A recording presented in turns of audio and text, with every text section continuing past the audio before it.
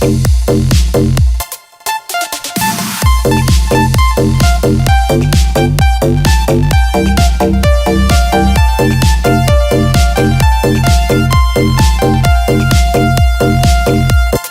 cầu đi quán, đi bán lợn con, đi mua cái xong đem về đun nấu, mua quả dưa hấu về biếu ông bà, mua một đàn gà về cho ăn thóc, mua lược chải tóc, mua cặp gội đầu, đi mau về mau kẻo trời sắp tối.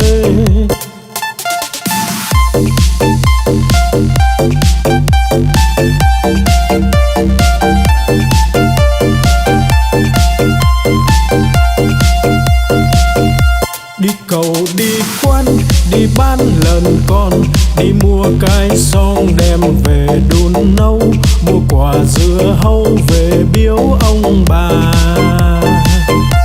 mua một đàn gà về cho ăn thóc, mua lược chải tóc, mua cặp gội đầu, đi mau về mau kẻo trời sắp tối.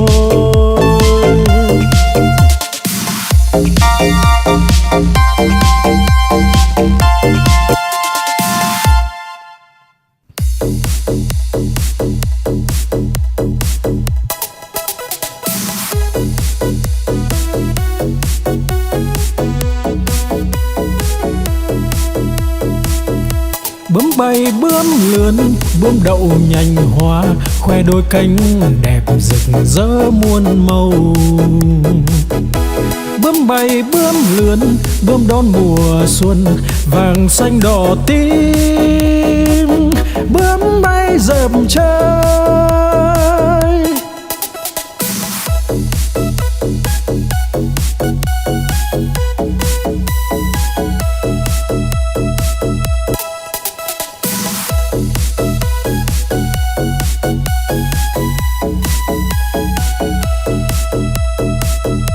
Bướm bay bướm lượn, bướm đậu nhành hoa, khoe đôi cánh đẹp rực rỡ muôn màu.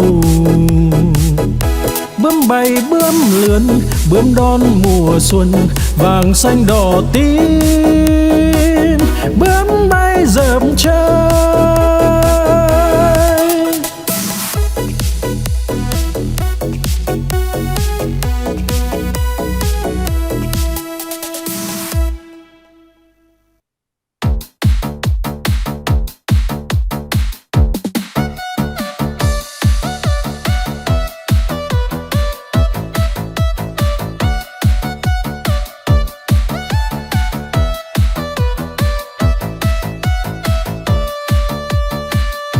No lòng phĩ dạ là con cá cơm, không ướp mà thơm là con cá ngát, liệng bay thoăn thoắt là con cá chim, hột cẳng chết chìm là con cá đuối, nhiều năm nhiều tuổi là cá bạc đầu, đủ chữ đủ câu là con cá đối, mai nở tàn tối là con cá hoa, trắng muốt làn da là cá út thịt, lưng dài hẹp nách là cá lòng tong, ốm yếu hình dung là con cá nhái.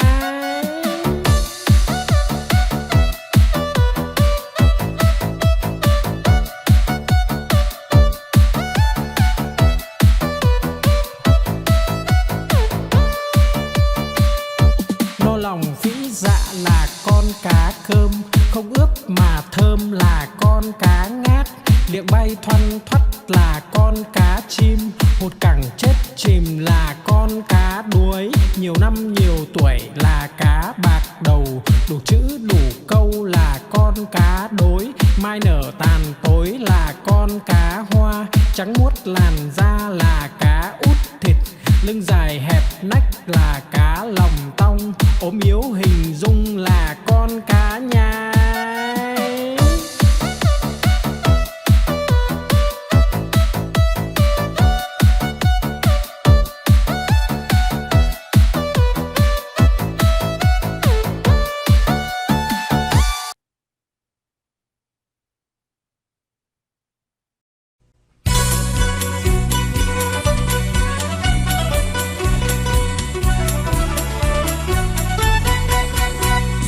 Đi chân bò cầm cây roi thật to, bò không đi lấy cái roi ra chọc đít bò, bò đứng dậy đi ngay.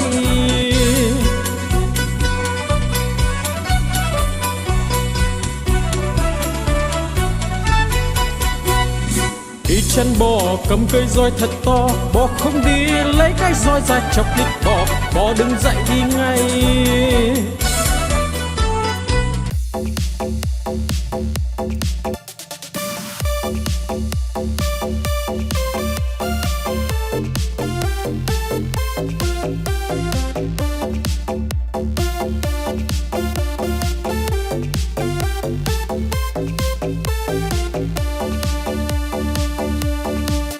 Con cua mà có hai càng, đầu tai không có bò ngang cả đời. Con cá mà có cái đuôi, hai vây ve vầy nó bơi rất tài. Con rùa mà có cái mai, cái cổ thụt ngắn thụt dài vào da. Con voi mà có hai ngà, cái vòi nó cuốn đồ nhà đồ cây. Con chim mà có cánh bay, bay cùng Nam Bắc Đông Tây tỏ tường.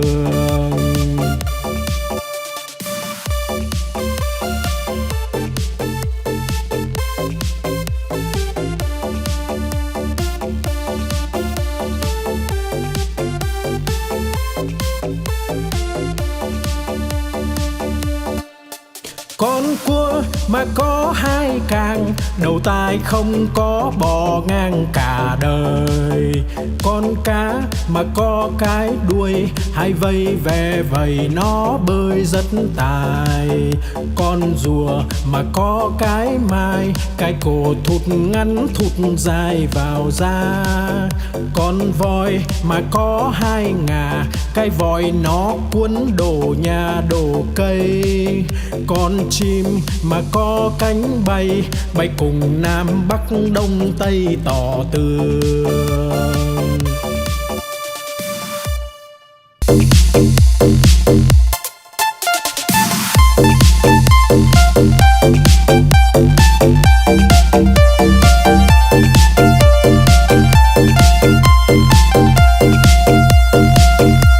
Đi cầu đi quan, đi bán lợn con, đi mua cái xong đem về đun nấu, mua quả dưa hấu về biếu ông bà. Mua một đàn gà về cho ăn thóc, mua lược chải tóc, mua cặp gội đầu, đi mau về mau kẻo trời sắp tối.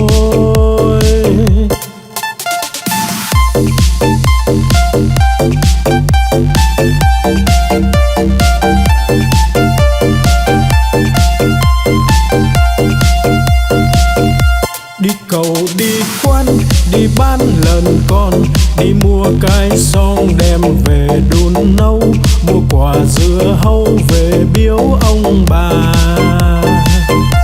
Mua một đàn gà về cho ăn thóc, mua lược chải tóc, mua cặp gội đầu, đi mau về mau kẻo trời sắp tối.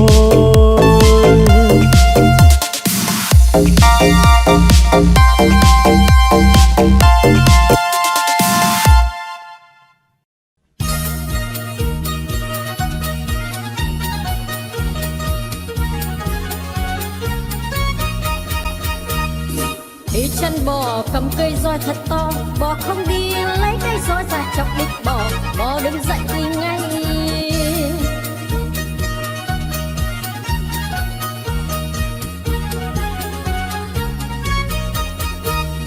Đi chân bò cầm cây roi thật to, bò không đi lấy cái roi ra chọc đít bò, bò đứng dậy